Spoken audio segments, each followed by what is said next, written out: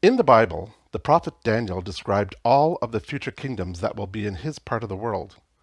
According to Daniel, the Roman Empire is supposed to continue to exist until God takes over. But don't history books say that the Roman Empire fell and was replaced by the Ottoman Empire?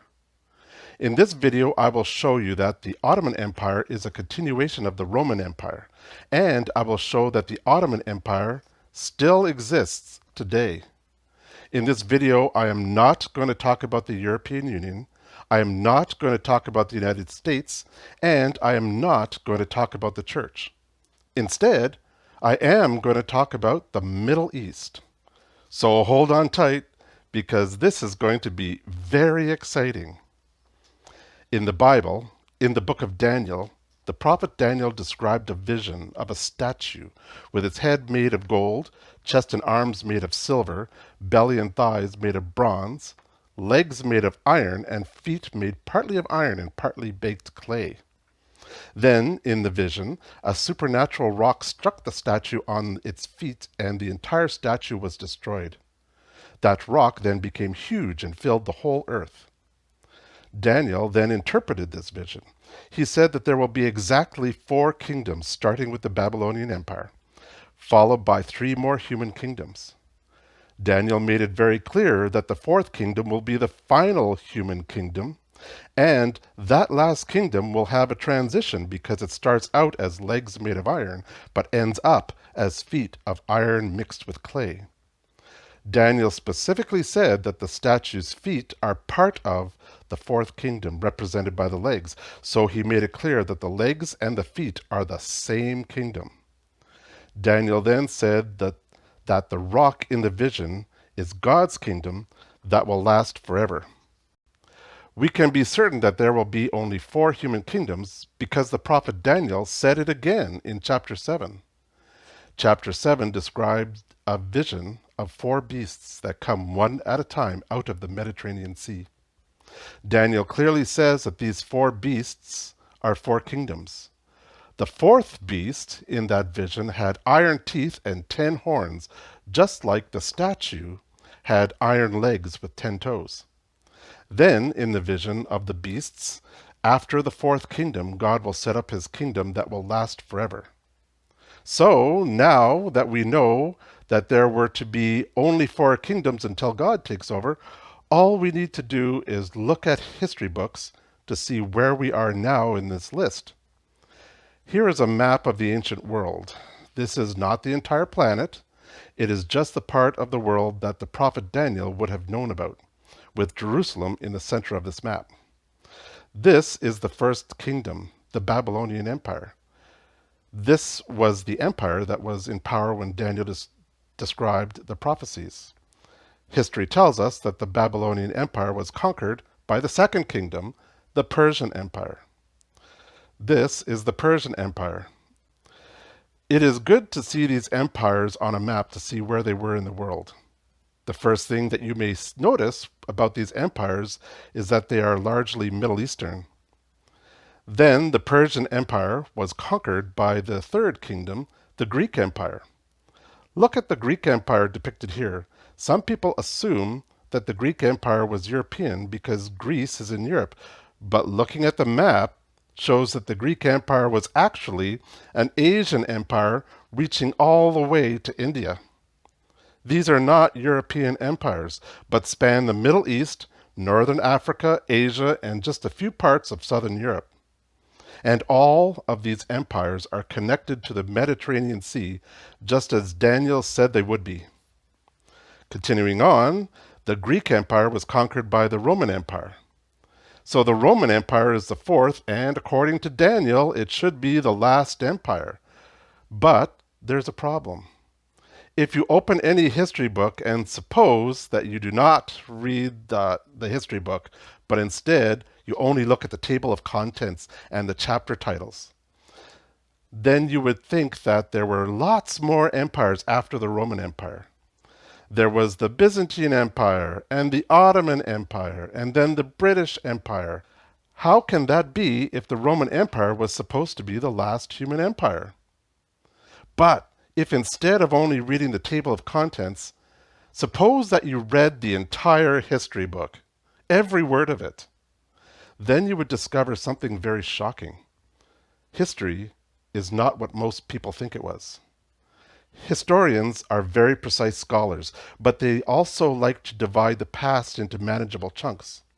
This desire of historians to separate one time from another time can lead to divisions in history that would have seemed arbitrary to the people living at that time.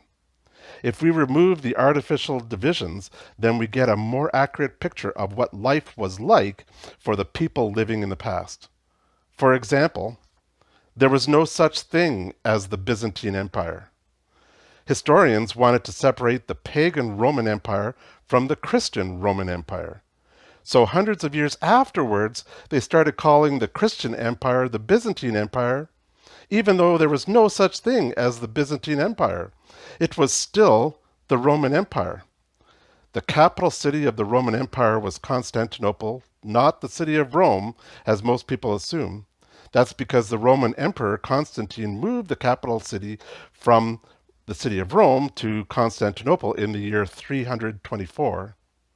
So when the city of Rome fell in the year 476, the Roman Empire continued to thrive. This is a map of what is known as the Byzantine Empire, but it is really still the Roman Empire after the city of Rome fell. So what about the Ottoman Empire? Did the Ottoman Empire conquer the Roman Empire?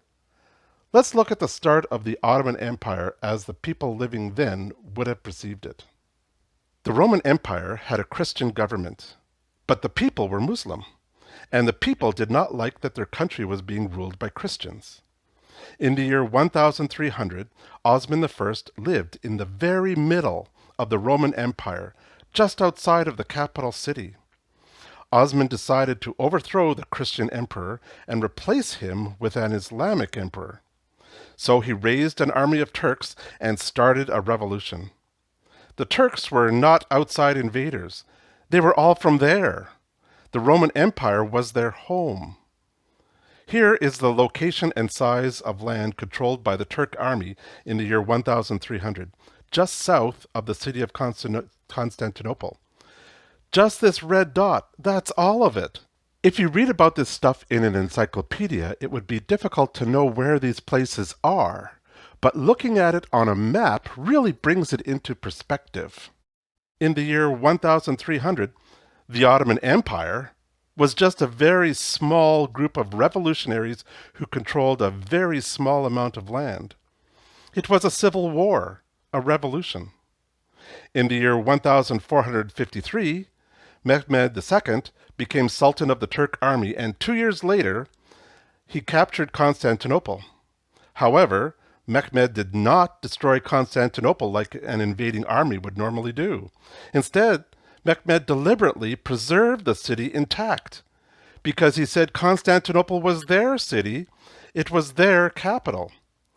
Since the Turks were all from there, and this was their home, they used the traditional symbol for that region. The area around Constantinople was originally Greek Byzantium, and the traditional symbol for Greek Byzantium for thousands of years was the crescent and star. This is what the ancient symbol originally looked like in the 1st century BCE.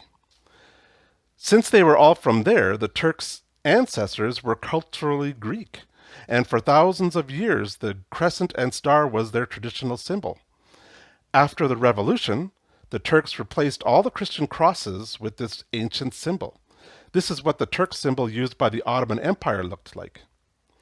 The first thing that Mehmed did after taking the city of Constantinople was to declare himself to be Caesar and the Roman Emperor. Mehmed actually said that. He said, "I am the Roman Emperor." The capital city was also renamed from the Christian name Constantinople to the Muslim name Istanbul. This is a map of the Ottoman Empire. After the Civil War, the empire had the same population, the same capital city, the same symbols, and a Roman emperor. The empire went from being a pagan empire in biblical times to being a Christian empire and then to becoming an Islamic empire, but it was the same empire. The Ottoman Empire is a continuation of the Roman Empire.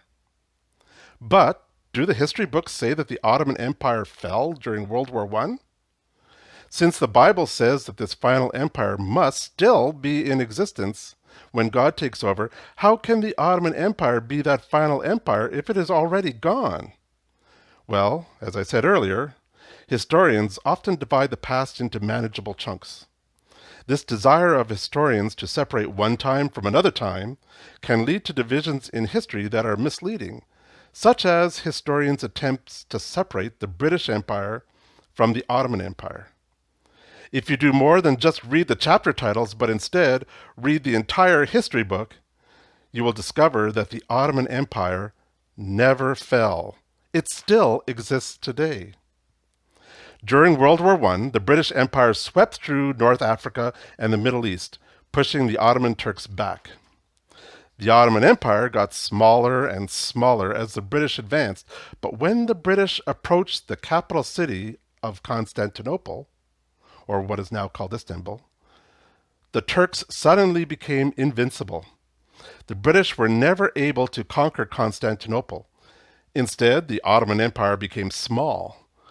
The book of Revelation, chapter 13, talks about a fatal wound. And the Ottoman Empire getting small is that fatal wound. In the year 1921, what was left of the Ottoman Empire was renamed the State of Turkey. This is what Turkey looks like today, in the year 2021. Although the Ottoman Empire, or Turkey today, is very small, it still exists. Turkey and the Ottoman Empire have the same flag because they are the same. Revelation chapter 13 says that this fatal wound will become healed.